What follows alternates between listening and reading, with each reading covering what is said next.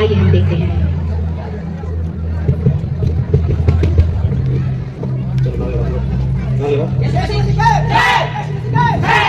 धन्य है वे जो मन के दीन है, क्योंकि स्वर्ग का राज उन्हीं का है। धन्य है वे जो दयावंत है, क्योंकि उन पर भी दया की जाएगी। धन्य है वे जो धर्म के भूखे और प्यासे हैं, क्योंकि वो तृप्त किए जाएंगे।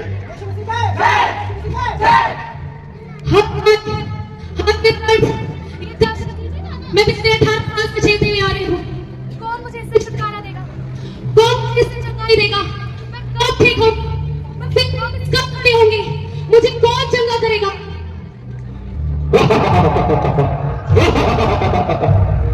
देखो, इसे मैंने इसलिए अभाव डालते हुए हमारी बात रखा। ये चाहती है कि जाए और तो मैं सब टूट जाओ। ये कहीं नहीं रह सकती।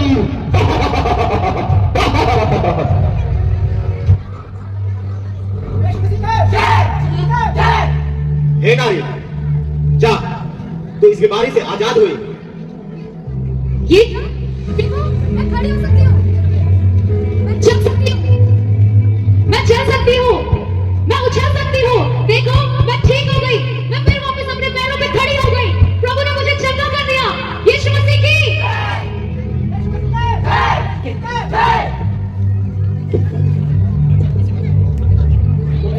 और ऐसे ही यीशु मसीह चमत्कार, अद्भुत चमत्कार करते रहे।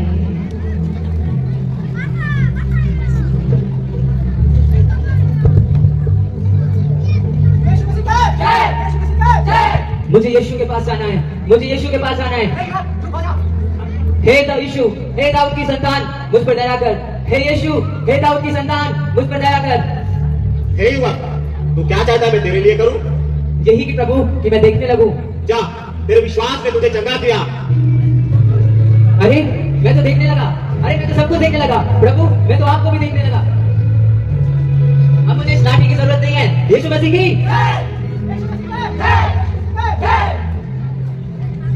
और इन चमत्कारों को देखकर शैतान को गुस्सा आया और उसने यीशु मसीह के खिलाफ लोगों को भड़काना शुरू किया।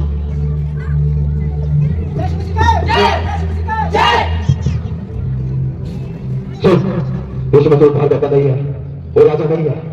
जहां मेरे बेटे उसे पकड़वा दे।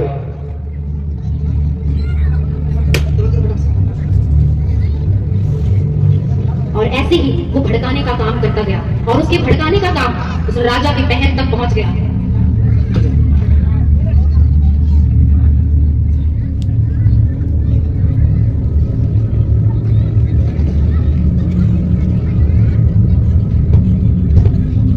महाराज की जय हो। महाराज यीशु नासरी अपने आप को यहूदियों का राजा बताता है। क्या कहा? कौन है अपने आप को राजा बताता है? महाराज क्या सचमुच इसने ऐसा कहा? सैनिक, उसी को आज लेकर आओ। जैसी आप क्या महाराज।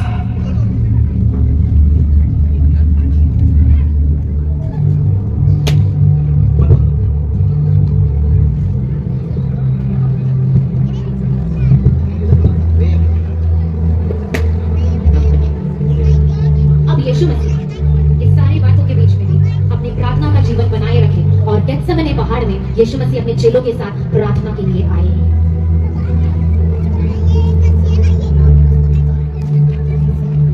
और जैसे ही उन्होंने प्रार्थना करके उठे, उन्होंने अपने तीनों चेलों को सोते हुए पाया। उन्होंने उन्हें जगाया। जैसे ही वो उनसे बात कर ही रहे थे तो कुछ चेले और उसके मुख्य में यहूदा आया। क्या तू मुझे चुम्बन लेके पकड़वाने आया है? नहीं नहीं। और यहूदा के आते ही कुछ सैनिक भी उसके संग आए। सैनिकों घेरो।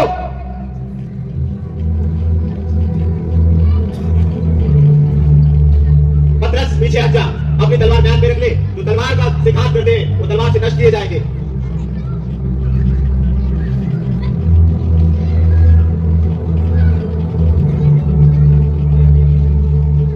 अब इन चेलों ने और ये जो यहूदा के पकड़वाने के द्वारा, धोखा देने के द्वारा यीशु मसीह को सभी सिपाहियों ने गिरफ्तार कर राजा के सामने पेश किया। महाराज की जय हो, महाराज की जय हो। ये रहा यीशु मसीह। क्या तू यहूदियों का राजा है? मैं आप ही कहता मैं यहूदियों का राजा हूँ। इसका दोष बताया जाए। महाराज यहूदियों का राजा मत बताया। क्या है? लेकिन मैं इसमें कोई दोष नहीं पाता। महाराज अपने आप को परमेश्वर का पुत्र बताता है। कहता है बताइए। क्या तू परमेश्वर का पुत्र है? हाँ, मैं परमेश्वर का पुत्र हूँ और पिता की दाहिनी ओर बैठूंगा। देखा महाराज इसने क्या कहा? दोष नहीं पाता सीपी से गोली लगा के छोड़ दिया जाए, परंतु मैं इसमें दोष नहीं पाता, इस निर्दोष का हूं तुम और तुम्हारी संतानों के ऊपर होगा। सैनिक मैं जाता हूं, तुम ही लोग जा दो।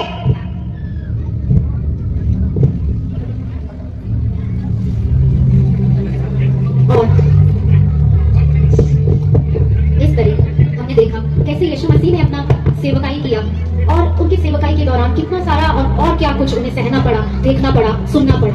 पर इस सब के बावजूद भी यीशु मसीह प्रार्थना करके आगे बढ़ने में बहुत आगे थे। वो प्रार्थना करते रहते थे। सभी लोग जो यीशु के साथ एक समय थे और वो सब यीशु के खिलाफ हो गए। और यीशु मसीह जब क्या है शहर में प्रवेश करता था, कितने सारे चमत्कार किए और वही लोग जिन्होंने चमत्कार यीशु मसीह से पाकर उठे वही यीशु के खिलाफ हो गए। लेकिन एक दिन यीशु मसीह में प्रार्थना करने जब आए तो उनको पता था उनके सामने क्या रखा हुआ था। उनके सामने क्लेश रखा था, उनके सामने दर्द रखा था, उनके सामने मुसीबत रखी हुई थी, उनके सामने कष्ट रखा था। ये सब कुछ यीशु को पता था। बट ये सब कुछ पता होने के बावजूद भी यीशु ने अपने आप को इससे हटने के लिए प्रार्थना नहीं की कि उन्होंने परमेश्वर पिता से ये प्रार्थना किया कि पिता जो तेरी इच्छा, जो तेरी योजना है मेरे लिए और जो तू चाहता है और जो तेरी मर्जी है वो मैं करूंगा और तेरी इच्छा के अनुसार, तेरी मर्जी के अनुसार मेरे जीवन में होने पाए। और उसी क्षण पूरे दिल से यीशु ने अपने चेले यहूदा से जैसे बाकी 11 से किया था वैसे ही किया, पर उसके अपनों ने ही उसे पकड़वाया और पिलातुस के सामने, राजा पिलातुस के सामने उसे पेश किया गया। सभी लोग उसके अपराध उसके खिलाफ बोल रहे थे, पर पिलातुस ने कहा कि मैं तो उस पर कोई दोष नहीं पाता। और फिर सब लोगों ने यही मांगा कि यीशु को क्रूस पर चढ़ाया जाए और सबकी मांग को पूरे करते हुए यीशु को क्रूस पे चढ़ाने की आज्ञा दी गई और लोग यीशु को क्रूस पे चढ़ाओ चिल्लाते हुए आने लगे। हटो, रास्ता खाली करो।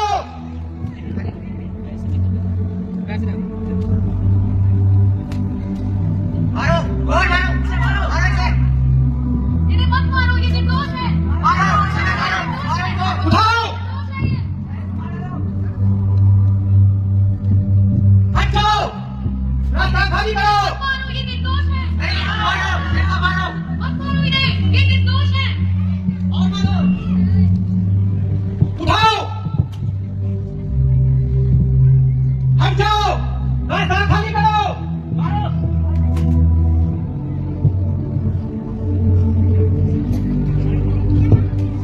उठाओ इसे।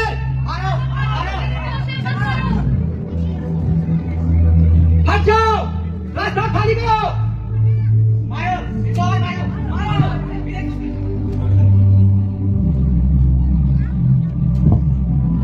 उठाओ इसे।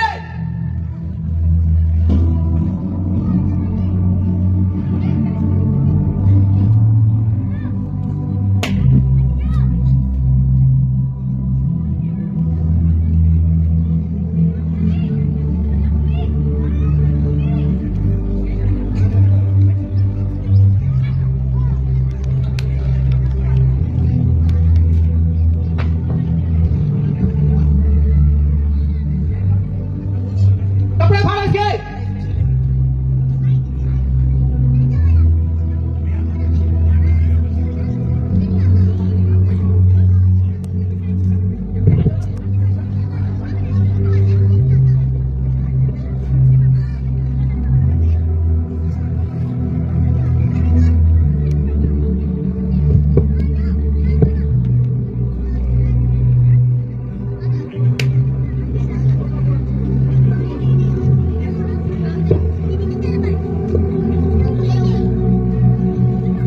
और सभी ने उस आनंद और शांति के राजा, उस प्रेम के राजकुमार यीशु मसीह को क्रूस पे चढ़ाना ही उचित समझा, जो केवल निर्दोष था। उसमें कोई कमी नहीं थी, उसमें कोई पाप नहीं था। और फिर भी अपने पिता की आज्ञा को मानने के लिए और आज्ञा मानते हुए उन्होंने अपने प्रिय लोगों के लिए क्रूस पे चढ़ना ही उचित समझा। सारा दर्द सहते हुए, सारा दुख सहते हुए, जब वो हर एक दर्द सह रहे थे तो उनके मन में उनके परमेश्वर पिता के प्रति का प्रेम और अपने लोगों जिनके पापों को उन्होंने अपने शरीर में उठाया था उसके प्रति उनका प्रेम भरा हुआ था। उन्होंने जगत के सारे पापों को अपने शरीर में लिया और वो सभी दर्द को अपने शरीर में उठाना ही उचित समझा।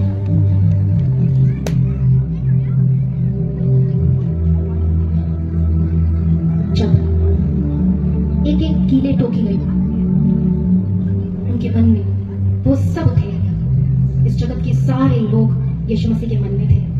उनके प्रति का प्रेम यीशु मसीह के मन में था और अपने लोगों के लिए इतना मोहब्बत यीशु के मन में था, इतना मोहब्बत था कि उन्होंने अपने लोगों के लिए अपने प्राण को त्याग देना ही उचित समझा, हर दर्द को सहना ही उचित समझा।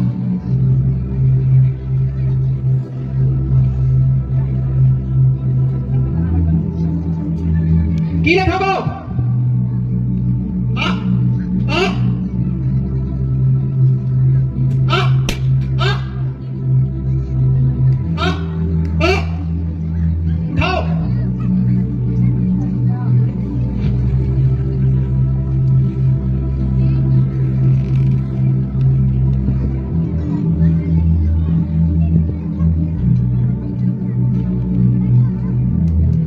और ऐसे ही यीशु मसीह को क्रूस में लटकाया गया।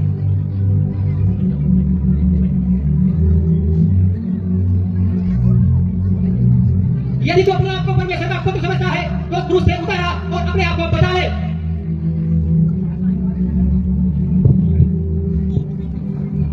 हे पिता, इन्हें क्षमा कर, क्योंकि ये नहीं जानते क्या कर रहे हैं।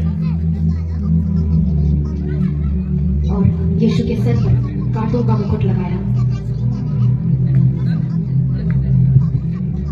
और वो दर्द से पड़े रहे। सब कुछ पूरा हुआ। हे पिता, मैं अपना प्राण आपके हाथों में सौंपता हूं। ये क्या हुआ?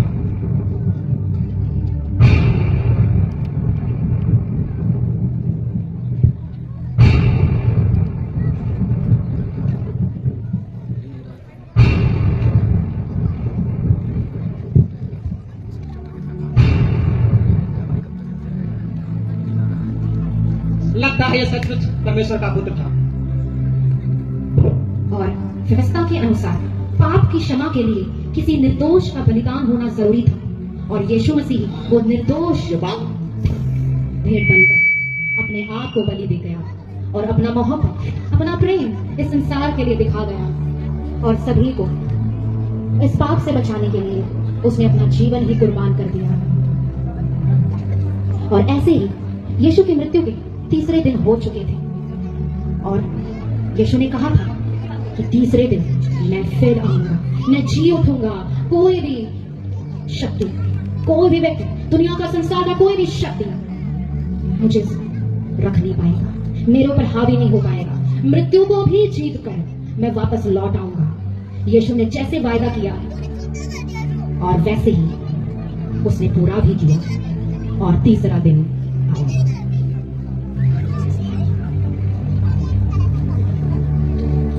चलो आज हम यीशु मसीह के कब्र पर चलते हैं, क्योंकि यीशु मसीह को कब्र में रखे तीसरा दिन हो चुका है। हाँ, चलते हैं यीशु की कब्र पर। यह क्या, कब्र तो खुली हुई है, यहाँ तो यीशु मसीह है ही नहीं। हाँ, यीशु मसीह तो है ही नहीं। तो मैं जानती हूँ को जो क्रूस पर चढ़ाया गया था ढूंढती हो, वह यहाँ नहीं है। वह अपने वचन के अनुसार जी उठा है। आओ स्थान देखो जहाँ प्रभु पड़ा था और शीघ्र जाकर उसके चेलों से कह दो कि वह मृतकों में से जी उठा है। देखो, मैंने तुमसे कह दिया। सच में वो जी उठा है? हाँ, वह जी उठा है। चलो फिर ये हम सबको सुनाते हैं कि वो अपने वचनों के अनुसार वो जी उठा है।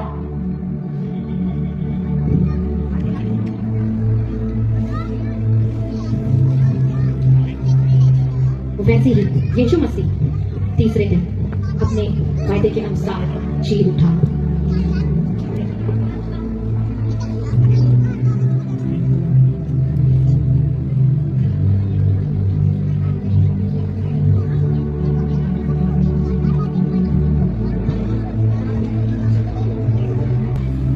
वैसे ही जी उठकर 40 दिन तक अपने लोगों को और अपने चेलों को प्रकट होते रहेंगे।